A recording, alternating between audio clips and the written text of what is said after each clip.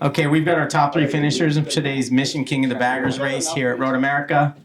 Our winner today, Kyle Wyman. Second place, Troy Herfoss. And third place, Tyler O'Hara. We had started with Tyler. A great race there, barely beat Rispoli at the finish line.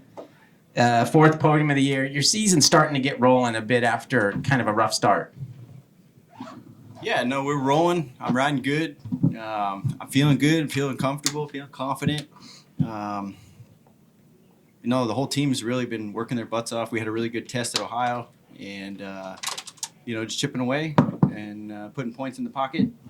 Those races, I feel like every time we come out of those, it's just like a blessing because they just get pretty scrappy back there. And it was very clean, but, we're riding these things to the limit to where, we're skidding the front tire in line going into turn one at 170 miles an hour, and then we skittle like, Skittles, and we all kind of got separated there at the beginning. But, it's good, hard, clean racing. All these guys have a lot of respect for each other and race hard and clean. And hats off to Kyle. I know how important that was for him, and he's riding good.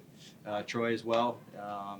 He's been pushing me and coming in with a fresh set of eyes and a different perspective on how to ride this bike. And we've developed a lot of parts that are really starting to come through. And I'm just continuing to learn and push myself. And I'm just I'm obsessed, man. I can't stop thinking about it all night and trying to learn and get better and studying film. And this is happy for the team, SNS Cycles. They work extremely hard.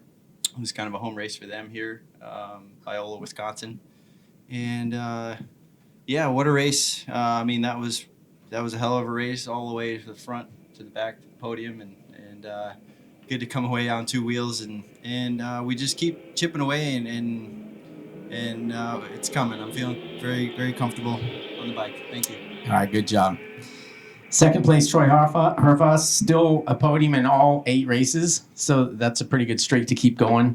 Did you know, was it you'd have to do something desperate to hold them off at the finish line coming up this hill? I think you know the answer to that. Well, yeah, but they don't. No. It was, we got outdone today in the Mission Foods race and the race 1 start. And the race 2 start, I got an equal jump in all of them. But today you had a bit more on the way to turn 1. And I was like, oh no. Dude, were we all sleeping? Was that a quick light or what? No, I got away good. The thing was moving. And so I, coming into that last turn, I was already out of it a bit. And you just can't help yourself. You have to try.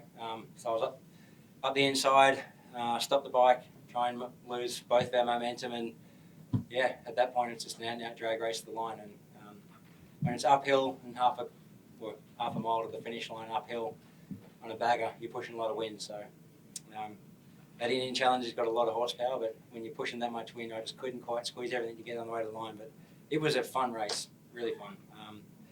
Had to move through the pack a bit and got to enjoy it. And aside from the racing, just every round surprised me. The crowd out here today, and obviously there's a lot of fans here for Kyle and his team, but it still puts a spark in the field, and that crowd at the finish line, it's unforgettable. So I'm enjoying it a lot, but we need to keep pushing forward and try and get some race wins. All right, congrats. Winner today, Kyle Wyman. It's his 4th win of the season by .039 of a second, so they don't get much closer than that.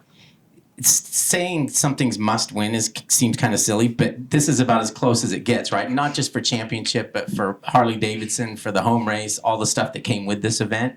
Is that how you saw it? Yeah, 100%. 100% a must win today. Usually you have kind of 2 shots at it. Yesterday I was not comfortable, so I didn't feel like I really had a shot to fight for the win, and I knew it was all eggs in one basket that Sunday. And man, Troy found something this morning.